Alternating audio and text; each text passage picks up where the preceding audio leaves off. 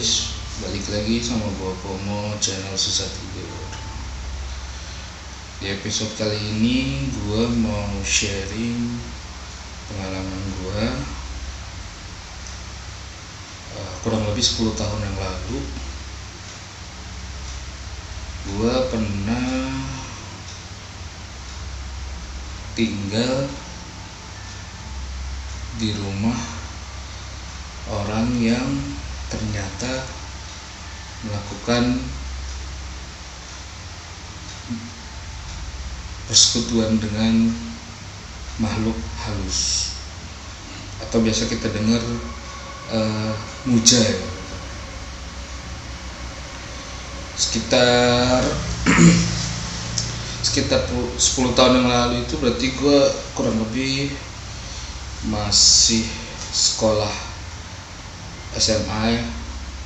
Dan gue sekolah SMA juga di salah satu sekolah swasta di Bogor.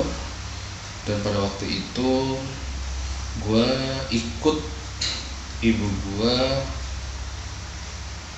tinggal di Bogor kota. Karena kan sebelumnya tuh gue emang tinggal sama nenek gue ya dari SD lah.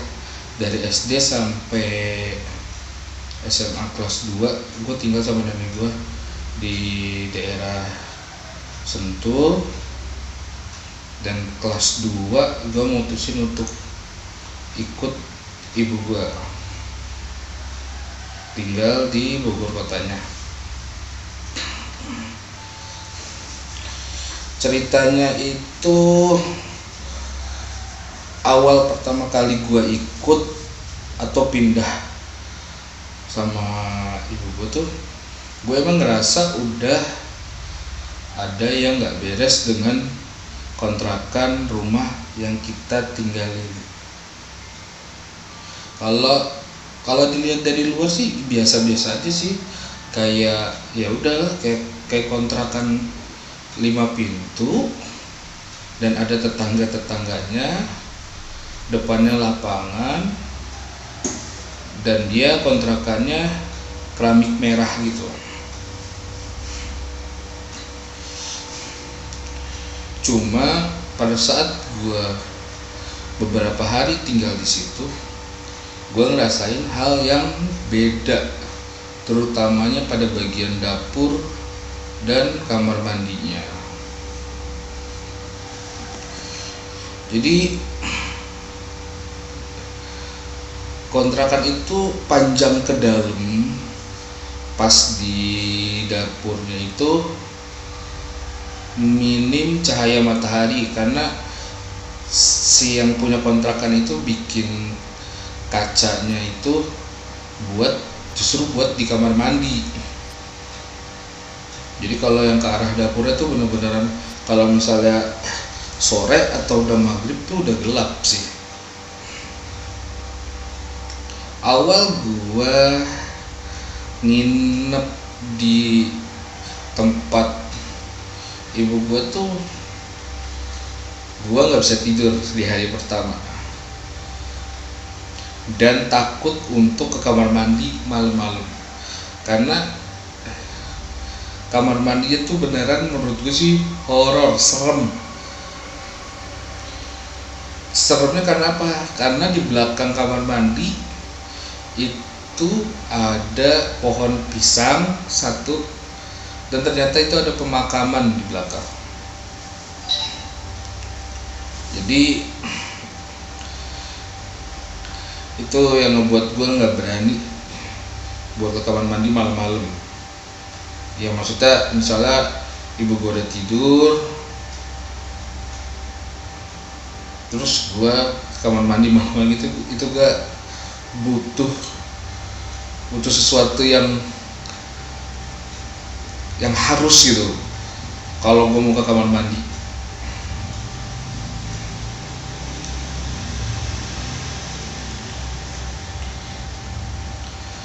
Oke, gue bertahan selama 1 minggu coba di rumah ibu gue.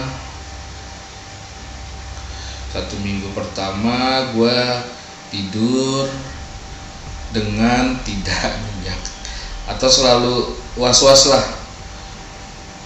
kayak ada sesuatu yang memperhatikan gitu.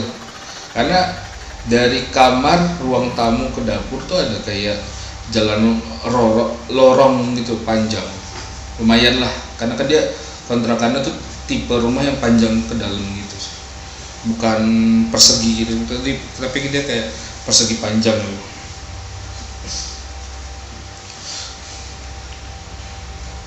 Akhirnya pas di minggu kedua ya, di minggu kedua gue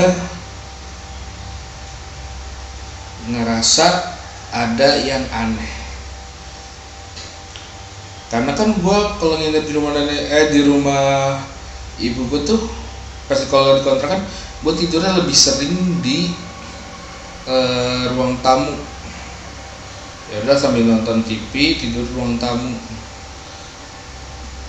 Jarang banget sih gue tidur di kamar, karena emang kamarnya juga cuma satu, tapi emang luas. Jadi kalau misalnya gue mau tidur di kamar juga, ya gue bisa gelar kasur di bawah gitu. Cuman gue lebih banyak tuh tidur di ruang tamu. Udah masuk minggu kedua itu, gue ngerasa ada hal yang aneh. Waktu itu gue ngerasa di lorong itu ada yang jalan. Gue kira itu ibu gue malam-malam bangun. Cuman pas gue lihat nggak ada orang. Gue ke kamar ibu gue, ternyata ibu gue masih tidur. Dan gue itu belum tidur sekitar jam berapa ya? Jam 11-an. Gue masih nonton TV. Oke. Dari situ gua udah semakin yakin ada yang nggak beres dengan rumah ini.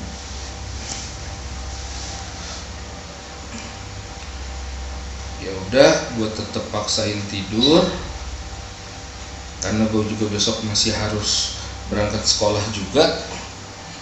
Ya udahlah, gua tidur. Di hari-hari berikutnya gue juga ngerasain hal-hal yang aneh.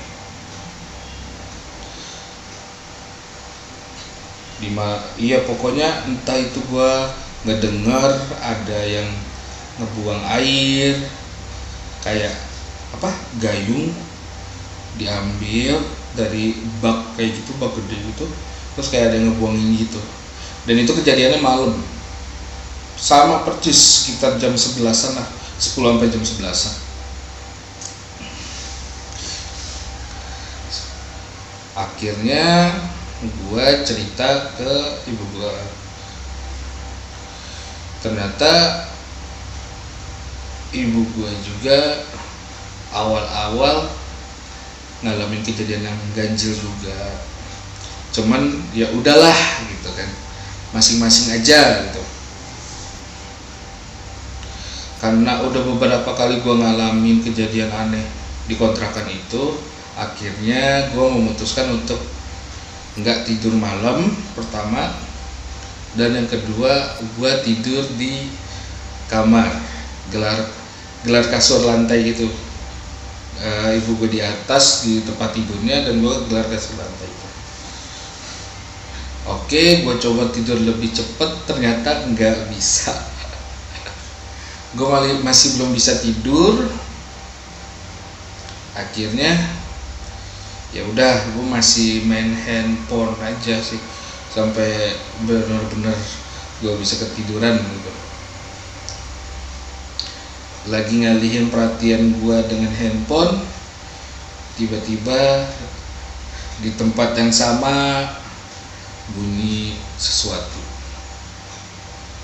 Bunyi kayak ada yang narik piring gitu dari rak tuh, srek. Dan itu bikin gue makin gak bisa tidur, bikin gue makin susah tidur. Oke, sudah cukup kayak gini. Hal-hal kayak gini gue rasa gue kayaknya harus balik lagi ke rumah nenek gue. Karena kalau gue ditinggalin sendiri pun mungkin gue gak bisa mandi.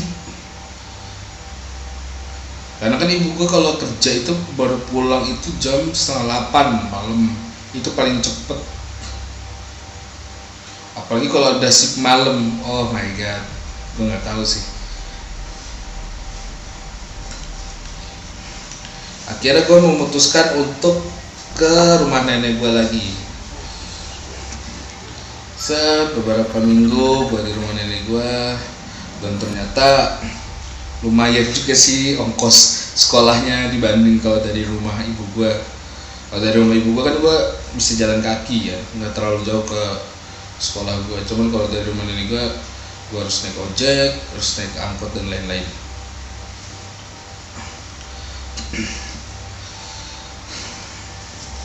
Akhirnya gue kembali lagi ke kontrakan merah tersebut.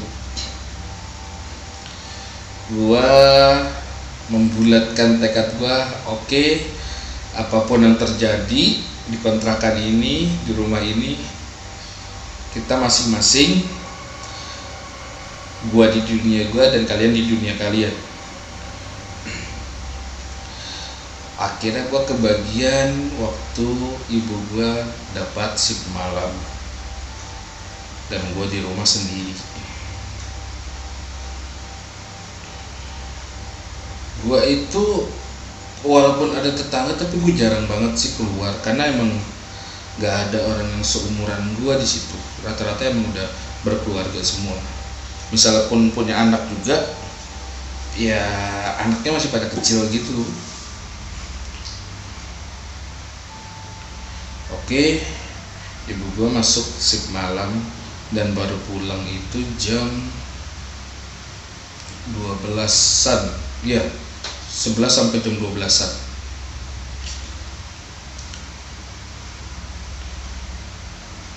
Dan dia minta jemput karena lokasi kontrakan ini tuh emang bener-bener dahsyat sih menurut gua. Tempat-tempat janggalnya itu bener-bener dahsyat, bener-bener banyak banget. Walaupun dia di kota itu, tapi dia tuh di tempat yang emang banyak gang-gang sempitnya gitu, kecil, yang cuma satu motor doang bisa masuk, terus panjang. Maksudnya jalurnya tuh kayak gang sempit, jalurnya panjang udah gitu, kanan kirinya tuh kayak ada tembok kayak gitu kan. Ya bayangin aja kalau cuma penerangannya tuh dari rumah-rumah kan agak jauh kan, berarti pada saat di jalanan itu kan apa, gelap banget. Ya udah, langsung jam 10 ya, jam 10 kan ibu gua pulang jam 11, jam 12 gua keluar dari kontrakan itu sekitar jam setengah 11-an. Gue salah sih, seharusnya gue keluar jangan jam segitu. Soalnya gue udah dari jam 8 tuh gue sudah keluar. Gue salah karena gue emang, ya gue pikir ya udah ibu gue pulang jam 11, jam 12 gue jemput di jalan rayanya, pinggir jalan raya, pas turun angkotnya ya biar nggak terlalu lama gitu kan, karena kan iseng juga gitu.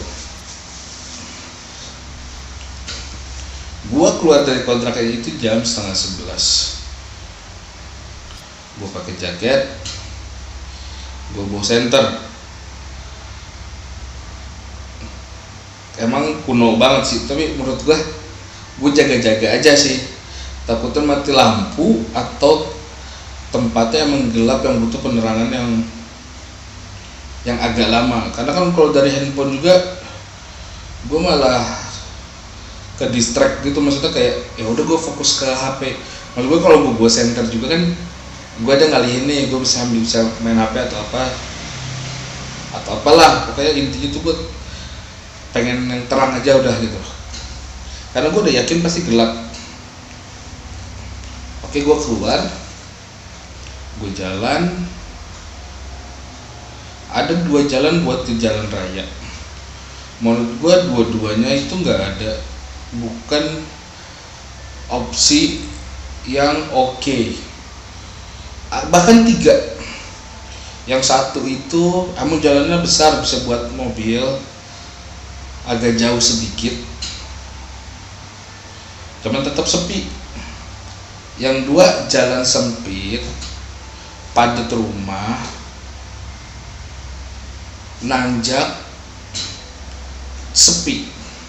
Dan yang ketiga itu kita lebih dekat ke jalan raya, nanjak juga, cuman kayak ada terowongan gitu modelnya. Siang, pagi, sore masih oke lewat situ menurut gua. Cuma kalau udah malam enggak banget sih, enggak banget menurut gua.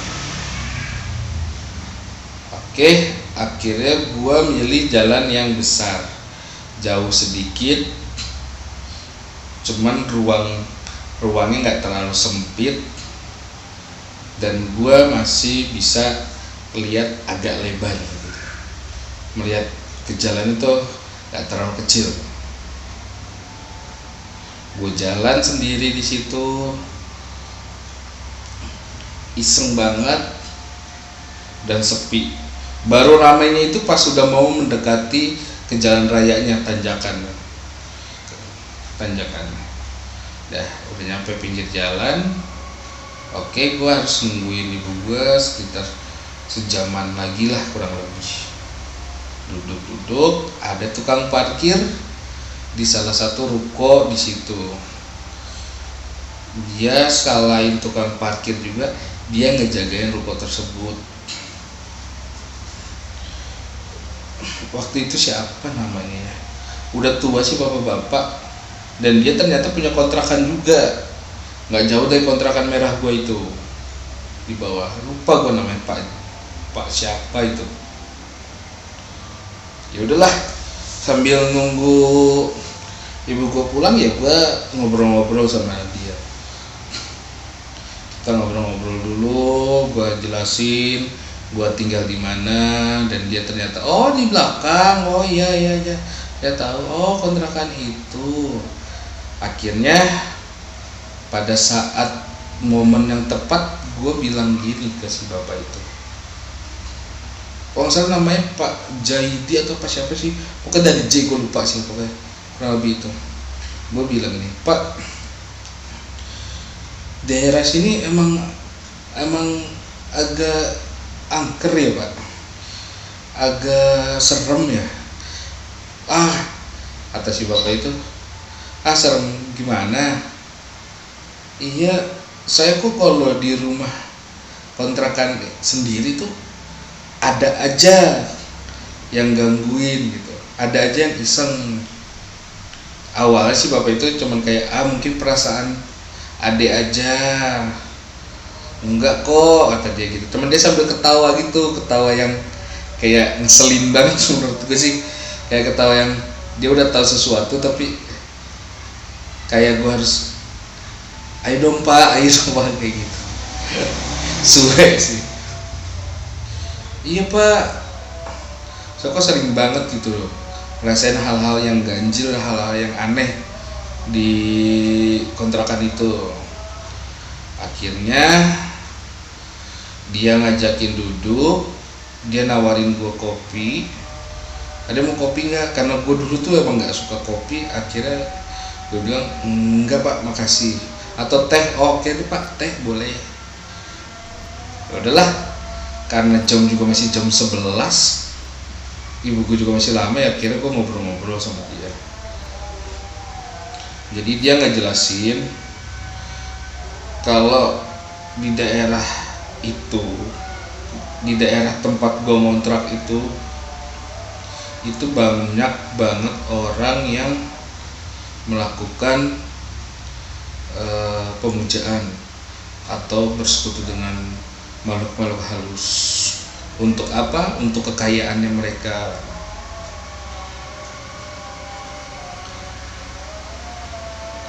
Jadi bukan 1-2 orang aja di situ. Makanya kenapa suasananya itu horor banget.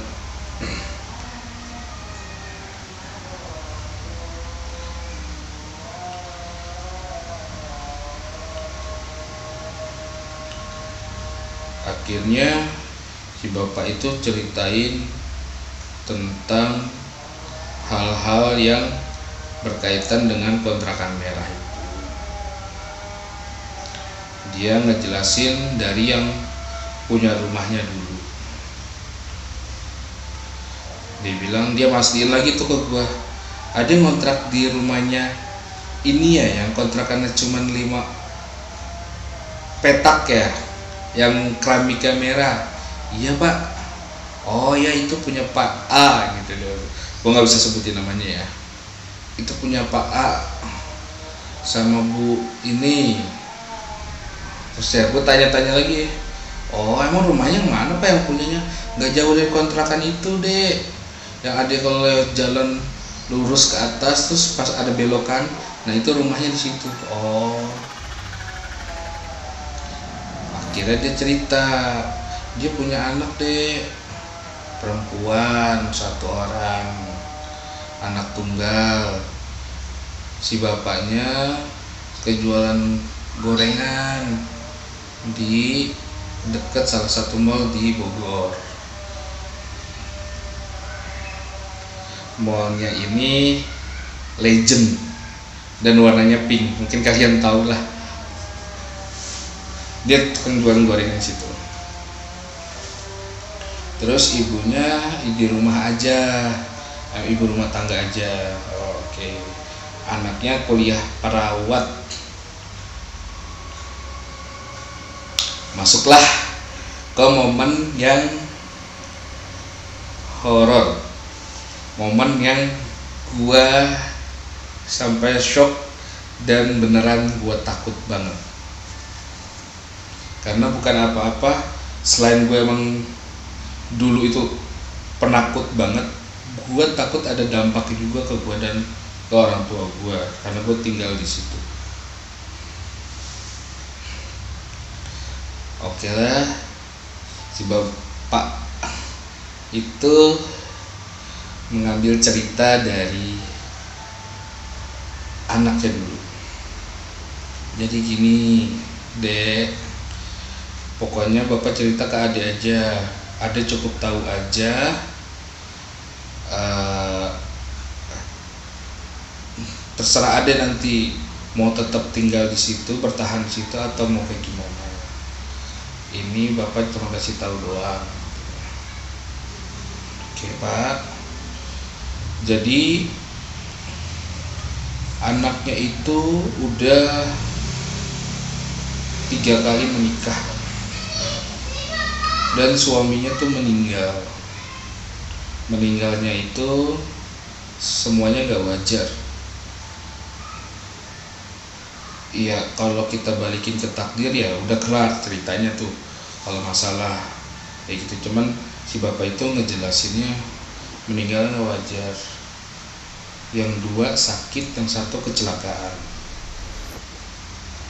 Dan dia juga belum dikaruniain anak, belum punya anak, dan si ibunya sama si bapaknya juga belum punya cucu. Awalnya kita warga sekitar juga kayak hati-hati banget sih, maksudnya menyimpulkan sesuatu ke arah dia bersekutu atau memuja. Cuman kalau dilihat dari ciri-cirinya tuh 90% dia emang melakukan kerjasama seperti itu. Entah anak perempuannya tahu atau tidak ya kita juga nggak tahu, kata si bapak itu. Jadi yang jelas itu kedua orang tuanya itu mendapat kekayaannya tuh sangat cepat. Ya sekarang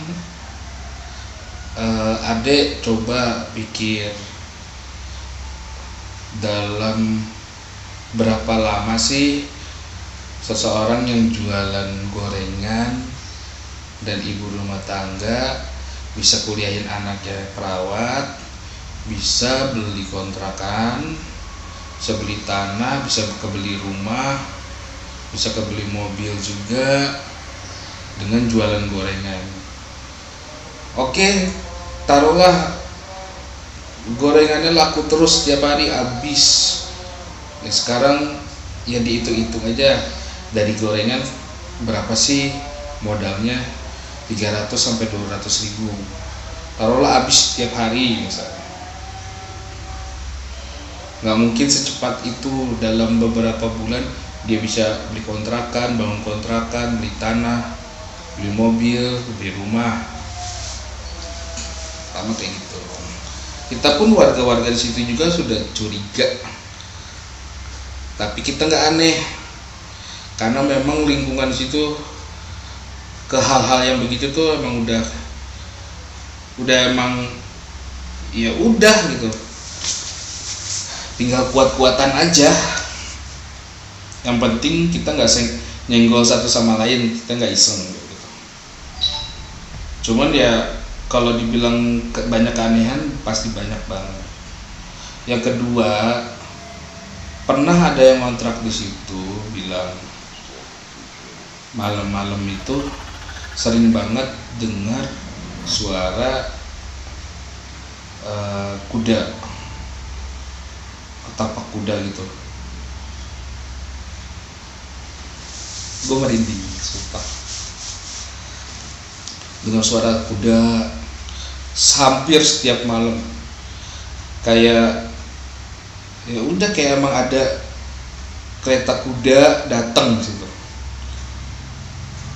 Waktu orang pertama kali nempatin kontrakan itu sih. Terus yang kedua, kata si bapak, kita curiganya itu si ibunya itu kalau pergi-pergian nggak pernah lepas dari kain-kainnya dia. Dengan kain yang sama dia pergunakan kain tersebut. Jadi kayak misalnya mau keluar rumah pakai kain itu, mau kemana juga pakai kain itu. Misalnya keluar ke beli sayuran, beli apa, dia pakai kain itu, kata si bapak. Dan emang gue juga pernah perhatiin sih, kalau dia nagihin uang kontrakan atau dia lagi emang keluar, dia selalu pakai kain. Ya gue juga lupa sih kainnya itu aja atau enggak, cuman gue emang ngeliatnya selalu pakai kain, nggak pernah dia pakai kayak celana atau pakai kayak rok atau apa. Dia selalu gunain kain yang lipet gitu.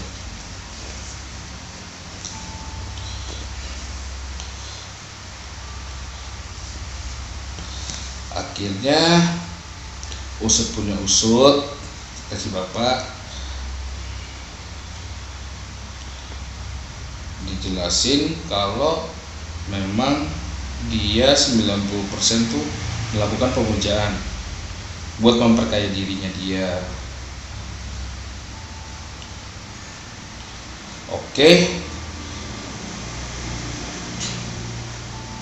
Dan si bapak itu juga cerita nggak cuma kontrakan itu doang, ternyata di dekat-dekat lapangan itu ada rumah besar juga, emang rumah gede banget, dan dia juga melakukan itu juga.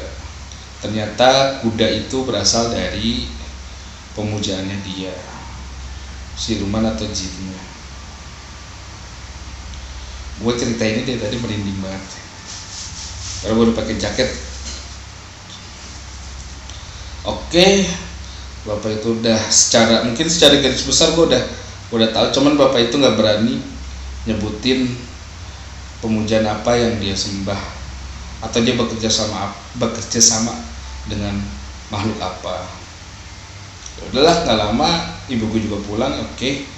Tapi pada saat gue pulang turun itu sampai rumah gue bener-beneran nggak bisa tidur, kebayang terus yang diceritain si bapak itu. Gue sampai rumah, aduh, gue takut banget. Gue bilang, si bapak itu segala ceritain lagi gue. Beberapa bulan kemudian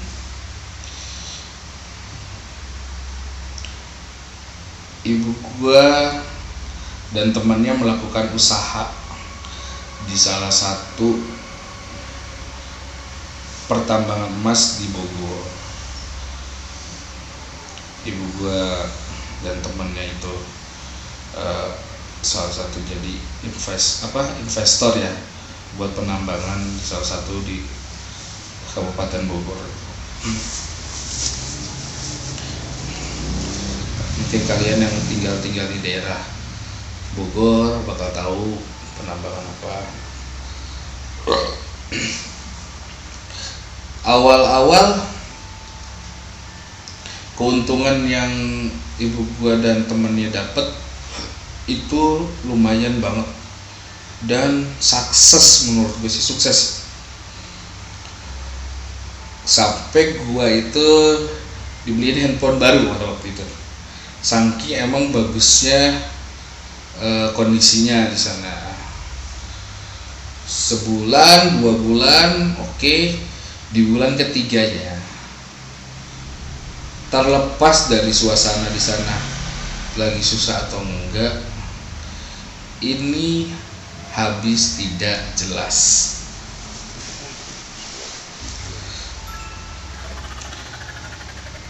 Jadi apa yang didapat dari usahanya itu nggak ada buktinya sama sekali. Jadi kita kayak mengeluarkan uang, tapi tidak ada yang bisa kita ambil. Nggak ada sama sekali, itu benar-benar nol. Awalnya kita berpikir, wah kualitas emasnya lagi jelek atau apa, tapi emang ada emasnya, ada uangnya juga, tapi itu kita kayak seolah-olah banyak yang harus kita keluarkan uang tanpa disadarin. Itu sih ya kan, ya maksud gue kalau secara teknisnya gue nggak tahu karena kan juga nggak ikut campur, cuman garis besar dari temen sama ibu gue cerita tuh kayak gitu. Jadi emang ngerasa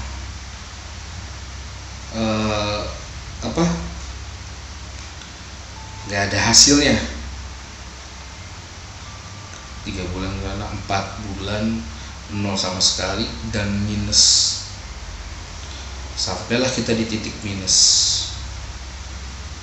Akhirnya ibu dan temennya ibu gua memutuskan kita berikhtiar dengan mencari seseorang yang emang paham dan ngerti.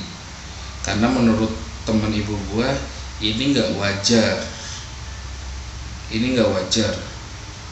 Kemana hilangnya rezeki yang seharusnya buat kita dapat gitu. Akhirnya berikhtiarlah ibu dan teman ibu gua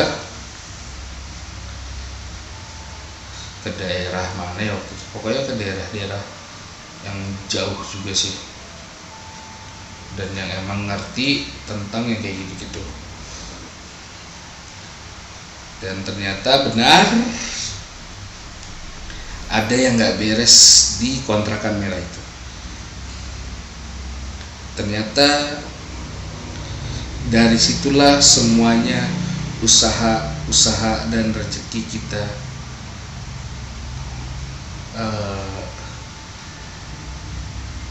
nol. Pokoknya rezeki kita kayak usaha kita tuh sia-sia dari situ. Ternyata si pemilik kontrakan ini melakukan pemujaan dengan makhluk yang emang gue nggak bisa sebutin, tapi gue bakal kasih gambarnya di sini lagi-lagi ya. Dan kalian cari tahu sendiri, baca sendiri tentang makhluk ini. Oke, ini serem banget. Pada saat ibu gue cerita dan temennya, gue makin takut untuk tinggal di situ. Dan ibu gue dan teman ibu gue juga memutuskan kayaknya kita harus pindah dari kontrakan itu. Tidak lama kemudian didatangkanlah si guru spiritualnya ini, teman dari ibu gue, ke kontrakan. Pada saat dia datang, katanya di belakang itu udah ada yang nungguin di tempat kamar mandi gua, kamar mandi di kontrakan itu, sama di dapurnya. Makhluk yang gede banget dan seram. Akhirnya, dan dia sangat kuat, tapi tetap aja nggak ada yang bisa mengalahkan kekuatan Gusti Allah. Itu harus digarisbawahi. Di atas langit masih ada langit. Dan dia oke, karena ini makhluk nggak bisa dipindahin. Nggak bisa dipindahin tuh bukan karena guru spiritual temen ibu gua nggak hebat gitu, bukan, karena emang dia udah bikin perjanjian. Jadi kalau orang muja itu kalau udah bikin perjanjian tuh, kita di luar dari perjanjian tuh nggak bisa ikut campur sama sekali, nggak bisa. Jadi dia emang udah bikin perjanjian sama tuannya, sama si orang yang bikin perjanjiannya itu. Akhirnya guru spiritual teman ibu gue ini masuk ke dalam, maksudnya dia dengan kemampuannya dia masuk ke dalam apa ya namanya, pokoknya historisnya lah. Dia coba flashback bagaimana sih ini orang bisa buat perjanjian kayak gini. Ternyata poin-poinnya adalah yang punya kontrakan ini menjanjikan tumbal atas suami dari anaknya, pertama. Kedua, dalam perjanjian ini si yang punya kontrakan ini dapat kaya dengan menghisap rezeki orang yang ngontrak di kontrakan tersebut. Dikuras semuanya. Kalau kalian tanya gimana caranya, ya gue nggak tahu juga. Namanya muja, ya gue juga nggak tahu sih. Gue belum nggak apa ya, nggak mau cari tahu tentang itu juga sih, gue nggak berani. Jadi poinnya kayak gitu. Dan akhirnya kita mutusin untuk pindah dari kontrakan itu,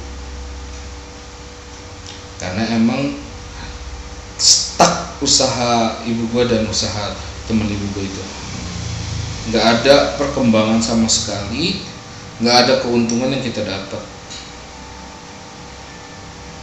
Jadi dari teman pokoknya dari guru spiritual teman ibu gua datang situ, kita nggak lama, dalam 1 minggu kita cari kontrakan yang baru.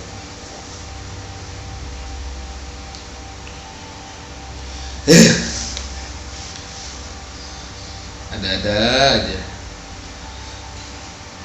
Pokoknya buat kalian kalau mau memperkaya diri, jangan ngambil jalan pintas yang emang nggak ada usahanya sama sekali. Maksud gue gini, setiap orang pengen kehidupannya baik, gue yakin itu. Gue sendiri pun juga ingin sekali, tapi kita juga harus berusaha, kita juga harus berdoa, berikhtiar, sisanya tawakal, kembaliin sama Gusti Allah. Jangan ngambil jalan-jalan pintas, apalagi bersekutu sama makhluk-makhluk halus kayak gitu, sama dukun, sama penyihir, jangan. Karena menurut gua ya harta di dunia emang penting sih, tapi jangan lupain kehidupan kita di akhirat juga. Jangan lupain di dunia, yang penting menurut gue cukup, jangan kelebihan, jangan kekurangan, yang penting cukup. Pada saat kita mau beli mobil, uang kita cukup gitu. Pada saat kita mau beli rumah, ya uang kita cukup. Pada saat kita mau beli perhiasan, uang kita cukup. Karena kelebihan atau berlebihan juga nggak baik. Dan yang harus diingat juga, kita di dunia ini bakal ada pertanggungjawabannya gitu. Pokoknya gua pesen banget sama teman-teman yang nonton video gua ini, pokoknya kalian harus lurus berpikirannya, terus positif, dan kalian tuh harus yakin pada saat kalian diuji, dicoba, itu Gusti Allah sayang sama kalian, Gusti Allah cinta sama kalian, bukan apa-apa. Gusti Allah kangen, pengen dekat sama kalian. Pokoknya jangan pernah bersekutu sama makhluk-makhluk kayak gitu, bersekutu dengan jin, setan, bahkan dukun, jangan. Karena udah jelas di Al-Quran dosa kita besar banget, dan mungkin kita gak bakal bisa diampuni.